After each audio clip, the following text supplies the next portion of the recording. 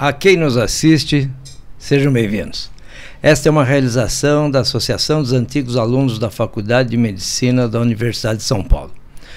Buscamos trazer para vocês entrevistas com colegas que sejam referências dos assuntos que vamos tratar e assuntos que sejam do interesse de todos os colegas, né? Eu sou Flávio Rangel, da 59ª turma, e por hora a mim foi, então, dada essa missão.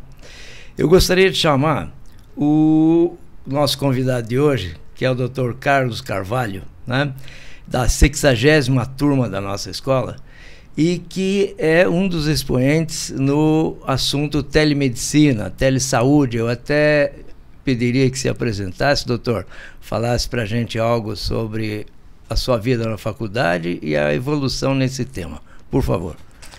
Obrigado, Rangel. Obrigado pela oportunidade de estar aqui conversando com você e com todos os nossos colegas da nossa querida Casa de Arnaldo. Bom, como você comentou, eu entrei na faculdade no começo dos anos 70, sou da 60ª turma, e naquela época me marcou muito porque existiam dois cursos diferentes na faculdade. Sim. Existia o curso experimental de medicina e o curso tradicional de medicina. Então nós tínhamos dois currículos que andavam em paralelo até o 4º ano. E no 5º ano nós fazíamos o internato, 5º e 6º ano juntos, aí unia as duas turmas. Isso foi bastante interessante para mim. Como eu entrei pelo experimental, que foi a minha opção, orientado por uma professora de biologia do meu colégio, que fazia doutorado no Instituto de Biologia da USP, sim, e ela falou maravilhas sobre o curso experimental. Eu acabei tentando entrar no experimental, tentei o 1º ano, não consegui, senão eu teria sido seu colega de turma. Então entrei no ano seguinte e fiz o curso experimental, que nós fazíamos a maior parte da formação no 1º ano, fazíamos na cidade universitária, diferente do pessoal do tradicional que fazia lá em cima na Dr. Arnaldo.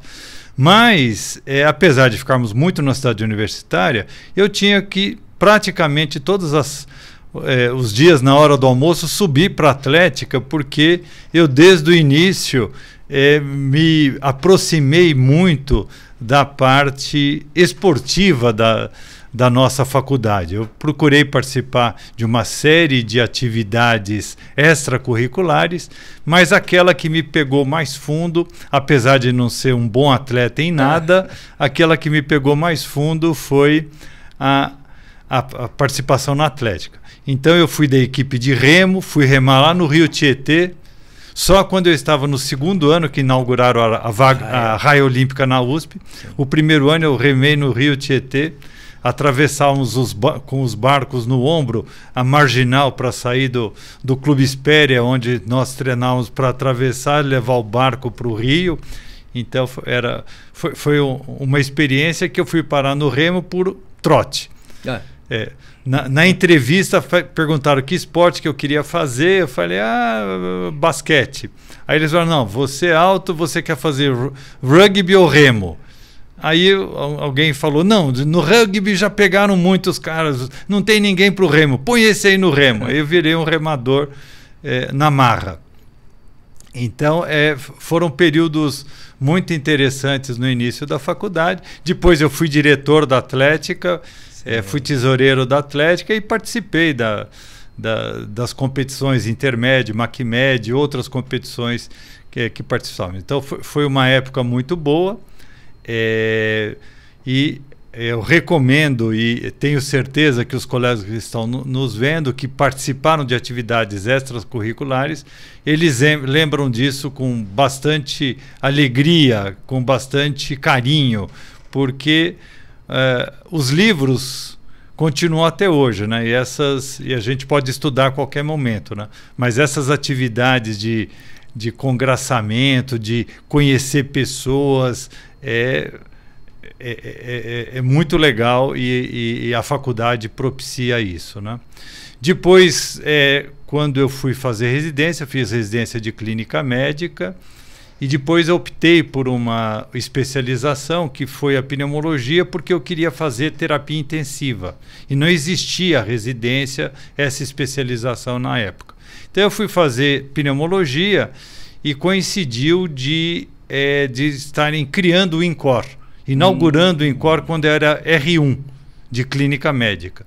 Então eu ajudei a transferir os pacientes da UTI coronária do 6º andar do HC para o 8º andar do INCOR, inaugurando uma UCO, uma unidade coronariana toda moderna, com computadores, que ocupavam uma sala inteira, os computadores, para poder monitorar os pacientes todos da UTI.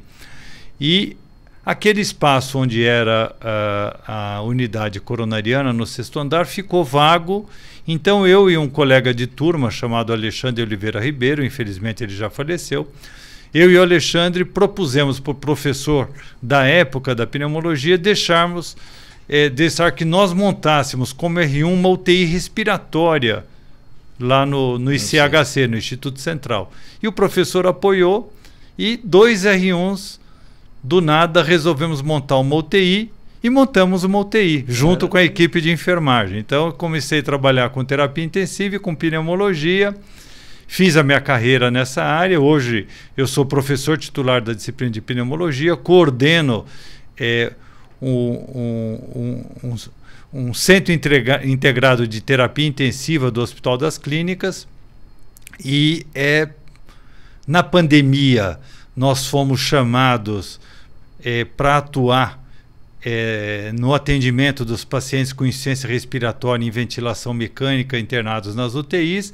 Montamos um grande projeto, um protocolo de assistência desses pacientes, porque era uma doença nova, não tinha um tratamento. Montamos um protocolo de assistência, gravamos esse protocolo. Isso foi aprovado pela Secretaria de Saúde, difundimos isso através da nossa Escola de Educação Permanente e, junto com a TI do INCOR, montamos uma plataforma de teleassistência. Então, depois da capacitação, da formação dos médicos na ponta, nós começamos a fazer teleinterconsultas. Então, quando existe essa atenção entre uma equipe de saúde e outra, chama teleinterconsulta. Quando existe o atendimento do médico para o paciente, é teleconsulta. E tudo isso usa a telemedicina para fazer esse meio campo. Então, nós começamos com isso e expandimos, que nós chamamos a enfermagem, a fisioterapia para nos ajudar nessa assistência. Então, virou a telesaúde. Então, perfeito. Que não é exclusivo da medicina. Todos os profissionais atuando. E com esse início na pandemia, nós montamos esses protocolos e a partir daí expandimos ao ponto disso virar. Começamos com 4 pessoas e 7 médicos na coordenação e hoje nós temos mais de 100 pessoas na saúde digital do Hospital das Clínicas, onde foi criada uma diretoria e eu estou diretor atualmente. É um resumo rápido. Eu acredito então que os colegas percebem o porquê do convite, né, para o Dr. Carlos Carvalho. É um realizador, encontrou um ambiente, um substrato onde ele podia se desenvolver e desenvolveu, né? E acredito até, se me permite, a entrevista é sua, mas eu acho que essa é a nossa responsabilidade frente aos meios que temos, as condições que temos dentro da Faculdade de Medicina. Sem dúvida, parabéns por isso e tudo, né? E eu queria então focar essa parte que você estava comentando agora, sobre a telesaúde, sobre a telesaúde e telemedicina. Me diferencia um pouco isso aí. Então, a telemedicina ela foi bastante discutida, principalmente no período pré-pandemia, e o Conselho Federal de Medicina se posicionou contrário, porque entendia que a atividade médica, o ato médico, pressupunha e necessitava daquela relação médico-paciente mais estreita, né? Presencial. Uhum. E nós entendemos realmente que a primeira consulta, quando formos estivermos falando de consulta, a consulta presencial ela é fundamental. Em algumas áreas ela é exclusiva. Em outras áreas, por exemplo, em psiquiatria, já existe alguns trabalhos científicos e mesmo no Instituto de Psiquiatria do HC mostrando que a resolutividade não é muito diferente do presencial para a assistência em tele. Entendo. Porém, você precisa capacitar, formar o profissional para esse tipo de essa atendimento. Modalidade, para essa forma de atuar. Exatamente. Porque o nosso treino na faculdade é para um atendimento diferente. A anamnese é diferente. Então, hoje nós temos um curso junto com o professor Schau, que é um professor da área de telemedicina da faculdade. Nós temos um curso de formação para os nossos residentes, que a partir do ano que vem ele vai ser obrigatório para todos os residentes de primeiro ano. Eles vão ter que fazer um curso de ética médica e um curso de formação em saúde digital para eles entenderem. O primeiro módulo é sobre legislação, para eles poderem entender o que pode ser feito. Sim. Quando se discute um caso, por exemplo, utilizando um WhatsApp e os riscos de se mandar exames através disso. E depois vem uma parte de teleanamnese, teleexame físico, telepropedêutica, telecirurgia, telediagnóstico. Então nós vamos treinando e capacitando os nossos profissionais mais novos a se prepararem para esse tipo no futuro. Se eu entendi, Carlos, não existe um protocolo do como agir e o que fazer. O que existe é um regramento para que a pessoa siga aquele balizamento e depois uma preparação técnica para esse contato à distância. Seria isso mesmo. Coisa assim, não é? É isso mesmo. Nós precisamos saber o que pode, o que não pode, o que a legislação permite, o que a legislação não permite. Então, desde essa fase mais restritiva que o Conselho Federal de Medicina colocou como restrição num primeiro momento, num segundo momento, na pandemia, logo no início da pandemia, na época o ministro Mandetta fez uma portaria liberando a teleassistência e agora, no final de 22, saiu no Senado e na Câmara dos Deputados saiu uma legislação que faz esse regramento e é importante que todos nós saibamos, né? Perfeito. É um pouco assim desagradável a gente saber que no Brasil as coisas vão um pouco a reboque da necessidade e da urgência. Quer dizer, precisou de a gente ter uma crise sanitária para que se abrisse os olhos para algumas coisas. Eu me lembro que a coisa de 30 ou mais anos eu tomei conhecimento de laudo de eletrocardiograma por telefone, não é? E aquilo funcionou esse tempo todo como funciona até hoje. Mas aquilo poderia ter frutificado, poderia ter se expandido. E, de fato, eu creio que não aconteceu. Né? Acredito que na área de imagem, por exemplo, esses laudos poderiam facilmente ajudar muita gente, muitos colegas, inclusive. Né? Mas ainda bem que aconteceu. Né? A pandemia do Covid ensinou a gente a lavar a mão, né? E ensinou a gente que telemedicina também é uma coisa útil, boa, desde que se tenha aplicada, né? Perfeito. Agora, digamos assim, você que vive nesse ambiente, em que pé estamos hoje? A penetração disso, a utilização disso, como que isso está no território nacional? Nós estamos num país, repetindo, né, continental, né, que não tem... Vai ter muito médico daqui a pouco, né, porque tem faculdade para todo lado, mas não quer dizer que tenha medicina em todo lugar. Então, qual é o momento disso e o que vem por aí? Bom, a telemedicina em particular e a telesaúde no geral, ela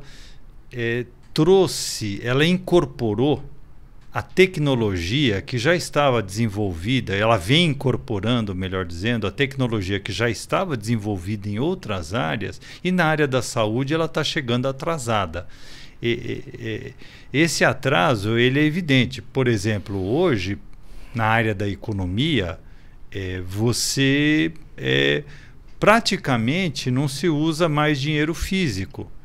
porque as ações são tão rápidas, praticamente hoje você não tem mais empresas alugando terrenos ou áreas para montar um banco ali.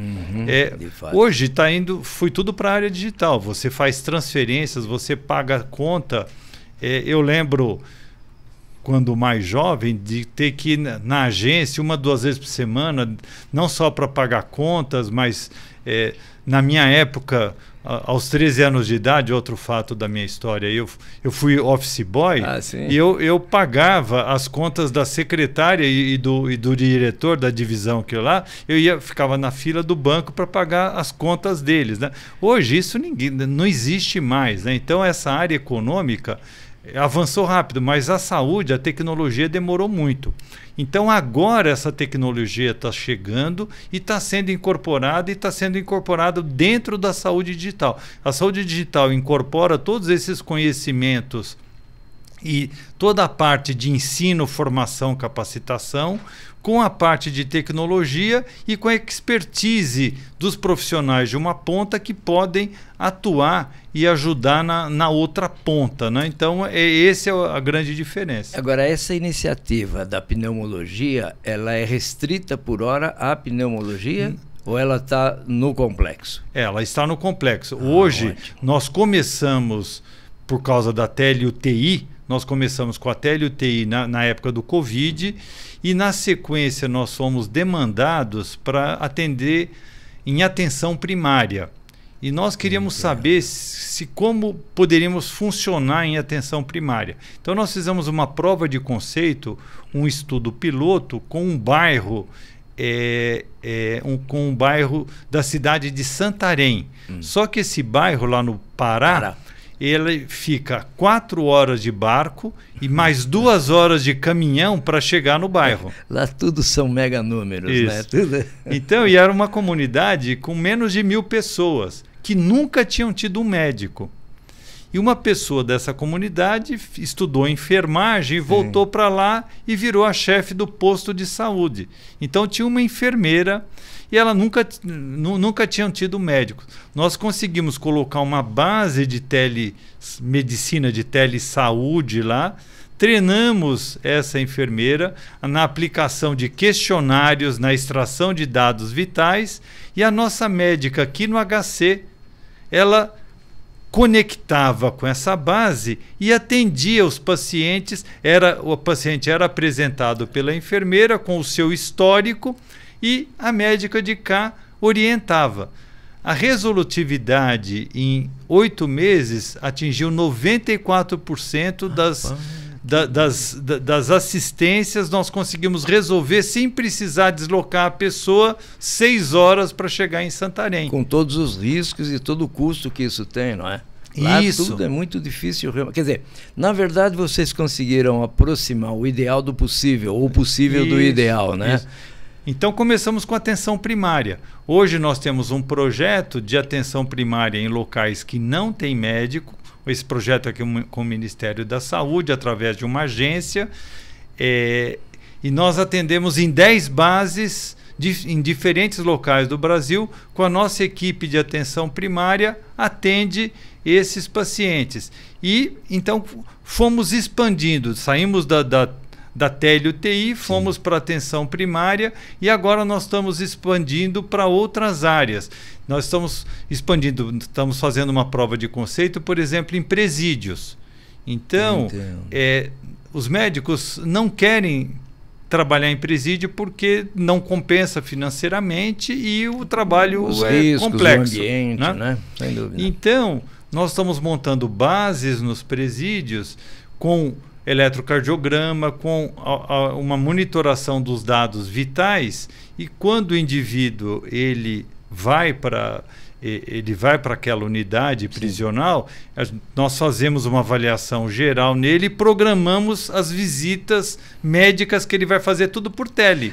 Faz o admissional e o demissional. Isso. Então, se ele tem uma dor no peito, por exemplo, ele vai lá no posto de enfermagem do presídio, já roda um eletro na hora, a nossa equipe no backstage, aqui no INCOR, já avalia o eletro, já vê se for um infarto, aí ele vai ser transferido. Agora, para uma transferência dessa, o custo é muito alto, porque você tem que arrumar uma equipe de escolta, e ele chega numa unidade e a unidade para poder atender o preso. Tem toda uma questão de segurança, de logística. De logística. O custo é muito alto. Então, com a tele, nós conseguimos fazer esse diagnóstico, fazer esse atendimento e orientar o que vai ser feito com o preso.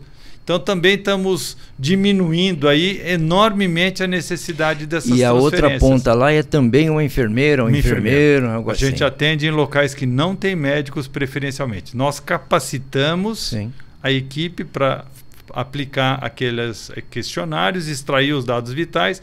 Isso vem para nós e a nossa equipe do lado de cá presta assistência. Percebo. Você cita 2 referências na área de saúde pública, não é? Talvez tenha mais alguma que você queira dizer, mas eu pergunto agora, na clínica particular, no hospital particular, nos consultórios, aonde você vê o local, a existência da telemedicina? Vamos lá.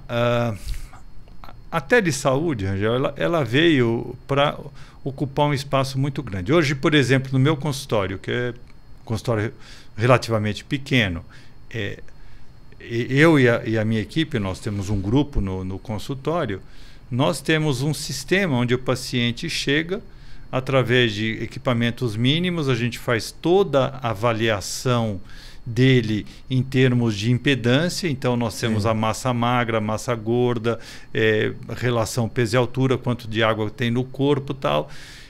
Através de um outro equipamento já sai um eletrocardiograma, já roda uma derivação de eletrocardiograma, pressão arterial, a temperatura, a oximetria, o batimento cardíaco, e isso já vai para a minha área de atendimento. Para os dados daquele paciente, né? Para avaliação. Isso já alimenta o sistema. Quando o paciente vem, eu já tenho todos esses dados dele. Então, isso é no consultório. Ou seja, tudo que é mensurável, de alguma forma, importam os dados. Isso. Né? Não precisamos do exame, precisamos dos dados que ele me... E aí sim você começa a sua análise. Aí eu vou fazer o exame clínico, eu vou palpar o abdômen, eu vou auscultar o tórax, eu vou auscultar o coração ou o pulmão, e vou fazer uma manobra neurológica. Mas esses dados, eles já são extraídos diretamente. Então, parte do tempo que, entre aspas, eu perdia na consulta para extrair esses dados, eu posso, por exemplo, obtê-los diretamente. Quer dizer, você consegue uma melhoria em termos quantitativos e qualitativos. Também acontece? Também acontece, porque assim, primeiro que na relação médico-paciente eu posso me dedicar a extrair outras coisas e não necessariamente ficar lá... Tudo aquilo que não depende exatamente do profissional médico. Né? Exatamente. Então, eu consigo... se o paciente falar, eu estou sentindo aqui uma batedeira, nesse eletro que roda, eu estou vendo se ele já está tendo mestracístole, se ele está em FA, se ele está bradicárdico ou taquicárdico. Se há concomitância de dados. E isso são coisas que eu obtenho no consultório. E aí... eu peço os exames para ele de avaliação, uma tomografia, um teste de capacidade pulmonar. E às vezes até não pede outros que pediria, porque já não precisa. Né? Exatamente. E aí o que acontece? Esse paciente faz os exames e eu estimulo, porque a gente tem que mudar também a cultura do paciente, eu estimulo o retorno a ser por teleconsulta. Entendo. Porque aí eu já examinei, eu já tenho os dados dele, aí eu já entro no laboratório, eu já... vejo o exame de função pulmonar, já vejo a tomografia, e quando eu for fazer o retorno com ele, eu já faço a orientação e, através de um programa, eu emito a receita para ele retirar o remédio no celular dele, ele vai na farmácia e faz a compra, a retirada do remédio. Percebo. Então, no consultório, você já consegue gerar esse tipo de coisa. E... o paciente ele vai percebendo que aquilo é bom, que ele não tem que se deslocar, que facilita muito mais.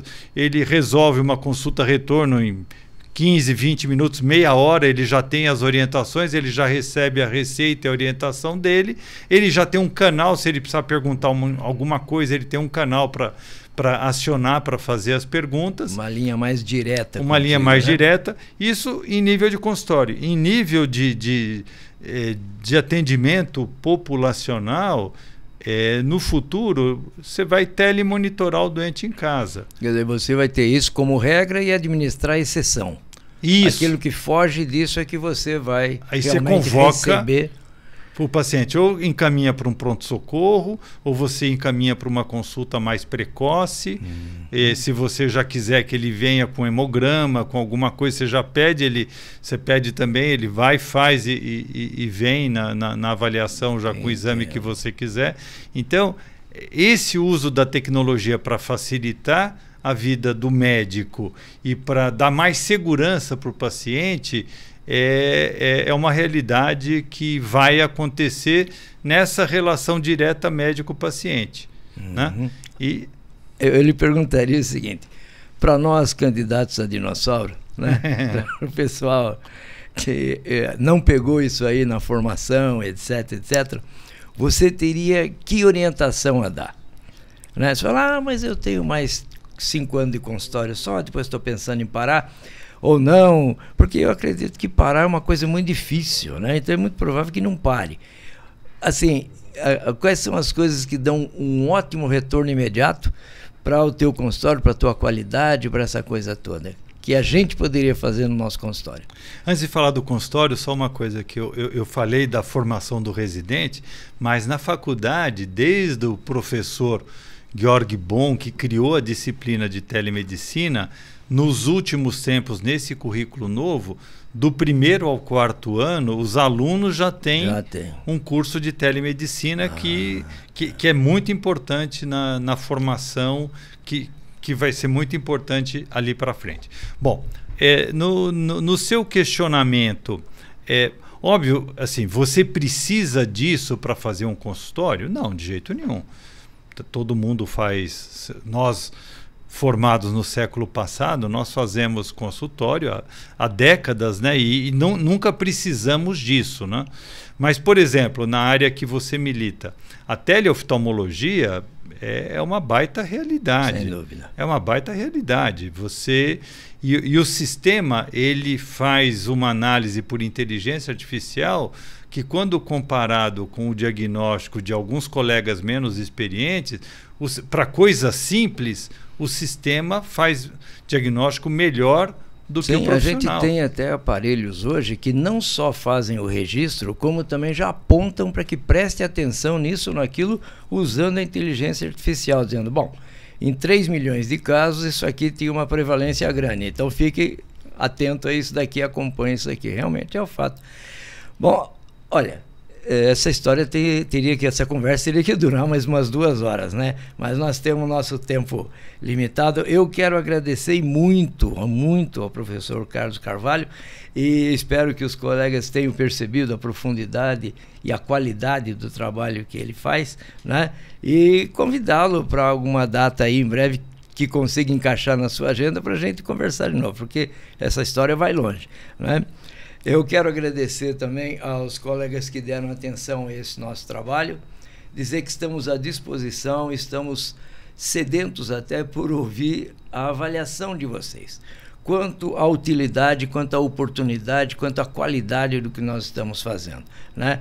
A Associação dos Antigos Alunos, ela quer, na verdade, abrir portas e janelas para essa participação, para essa interlocução entre nós e trazer coisas assim, para que a gente saiba o que anda acontecendo por aí, que a gente saiba se está ou não no caminho certo e também para a gente poder se aprimorar.